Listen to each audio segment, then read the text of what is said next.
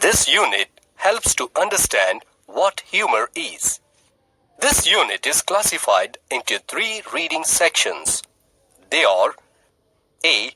The Snake and the Mirror, B. The Duck and the Kangaroo poem, C. Little Bobby. Welcome to the reading section, The Snake and the Mirror of the unit Humor.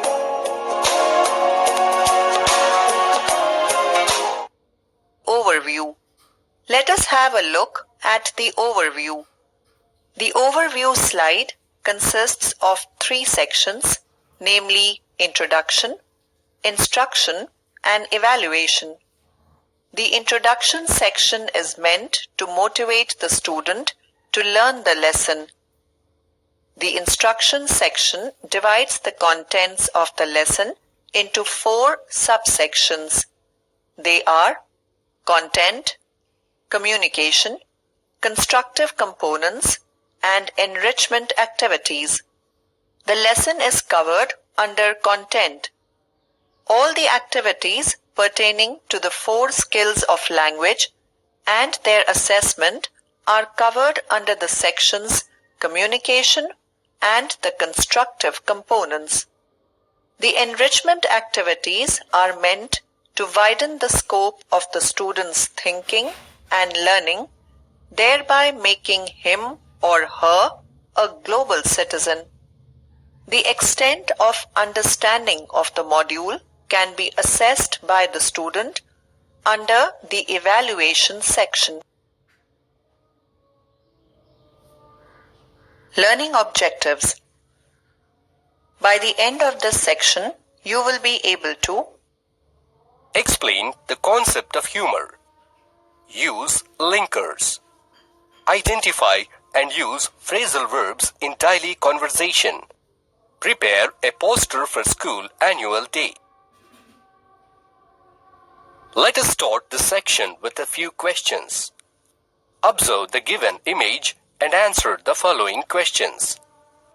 Have you ever heard of the story, The Lion Who Saw Himself in the Water? Which incident in the story felt humorous to you? What would you do if you were the lion? Have you ever seen your image in the water? How do you feel when you see your image in the water? Where did the lion find its image?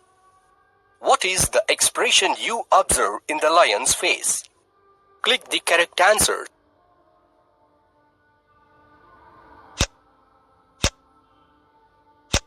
About the author. The present story, The Snake and the Mirror, is written by Mr. Waikom Muhammad Bashir. Let us know more about him. Waikom Muhammad Bashir, 21st January 1908 to 5th July 1994, was a Malayalam fiction writer from the state of Kerala in India. He was a humanist, freedom fighter, novelist, and a short story writer.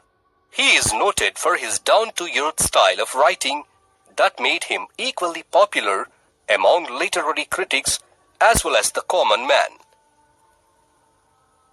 He is regarded as one of the most successful and outstanding writers from India.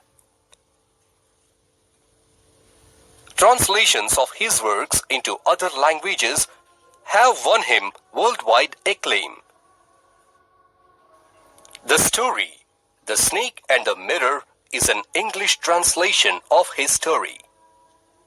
His notable works include Balya Kala Sakshi, Sabdangal, Matilukal, and Anarga Nimisham. He was awarded the Padma Shri in 1982. He is fondly remembered as the Beypore Sultan. Let us now enter into the tale, The Snake and the Mirror. This story is the description of a doctor's experience when he encountered a snake. The doctor, who is a homeopath, asked his fellows, "Have you ever had a full-blooded cobra coiled itself around any part of your body?" The doctor had such a dreadful terrible experience once and started narrating his experience. Those were the days when I was practicing my medicine. It was a hot summer night about 10 o'clock. I returned to my room after having my meal in a restaurant. Suddenly, I heard some noise outside and opened the door to see what it was. There was nothing outside. As I had just started my medical practice and my earnings were meager, I stayed in a small rented room which was not even electrified. Looking at my room, one could say that the rats and I were sharing the room.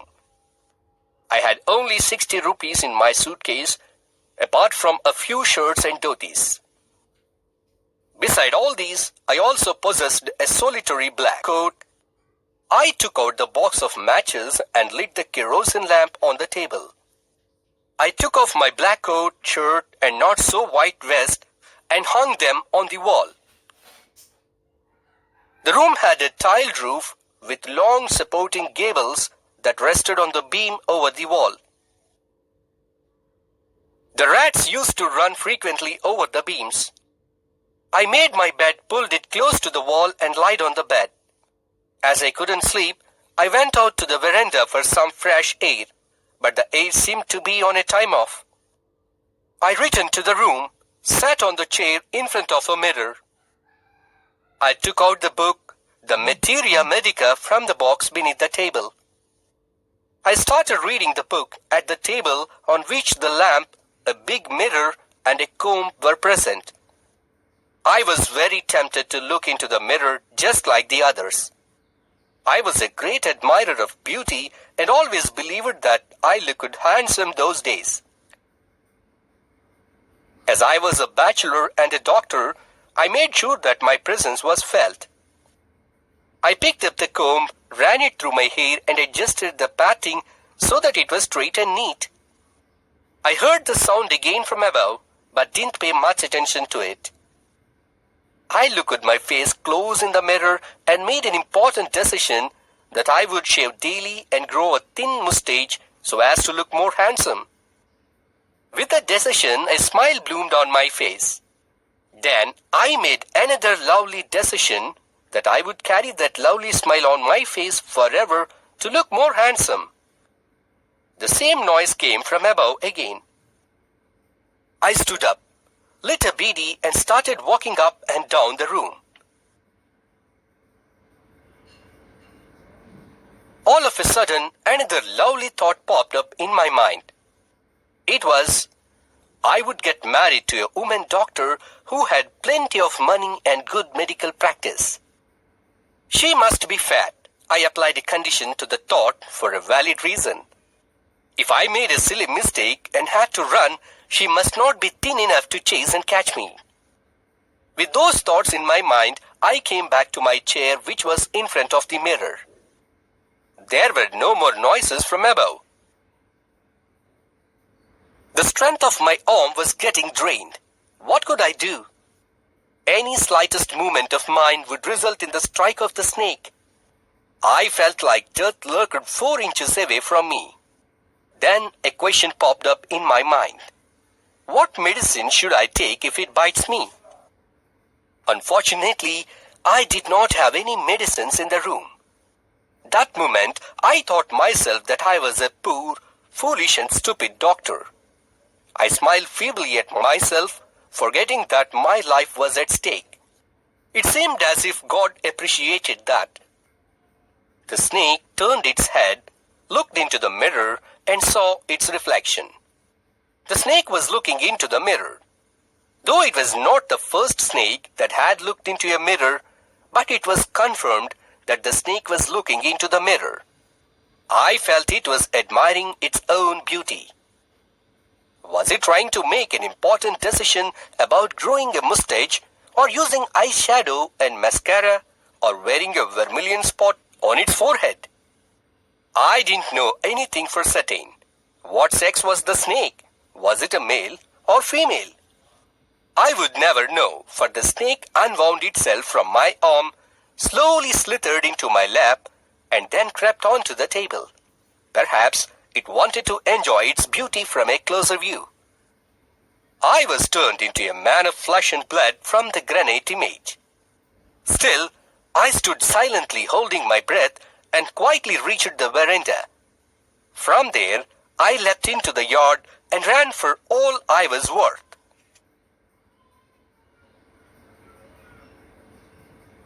Everybody, listening to his story, heaved a sigh of relief.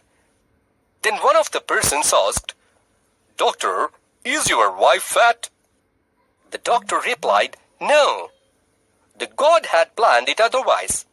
My wife is a thin, ruddy person blessed with the gift of a sprinter." Another person asked, "Doctor, did the snake follow you?" The doctor replied, "I ran and ran till I reached my friend's house. I immediately smeared oil all over my body and took a bath. I changed into fresh clothes. The next morning, around 8:30, I went to my room along with my friend, along with a few others, to pack my luggage and get shifted.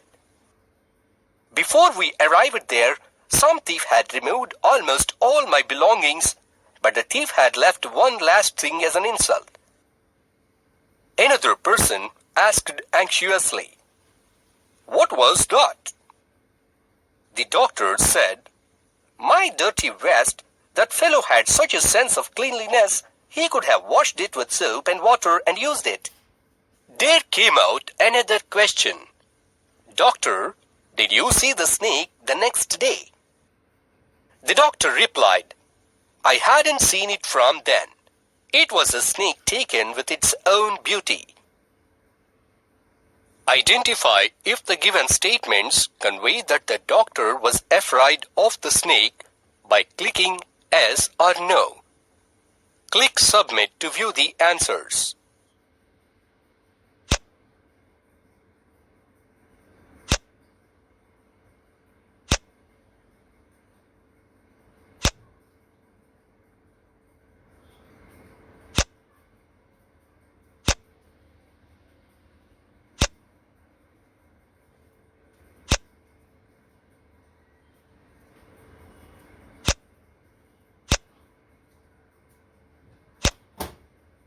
Read the following sentences carefully. Drag and drop the word which suits the group of words given in the brackets and click the Submit button to verify the answers.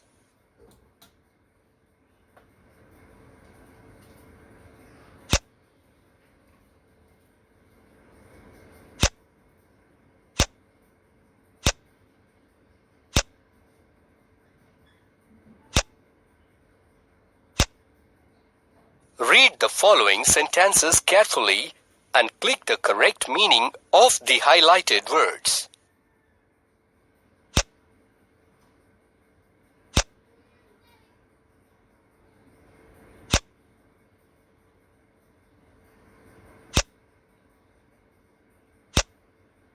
In this section, we will learn about the sounds which imitate a noise or action.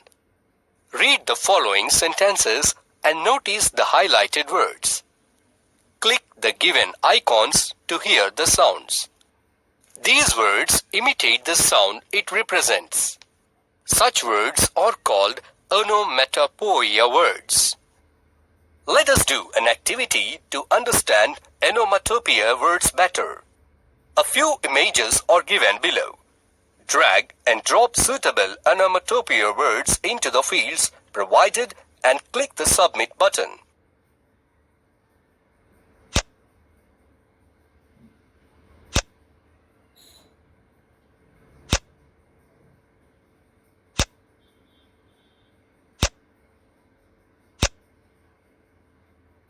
In this section, we will learn about linkers, choosing a linker and their use in descriptive paragraphs. Click each tab to know more. Linkers are the words that relate one idea or sentence of the text with another. They connect the ideas logically. A few linkers along with their type and purpose are listed below.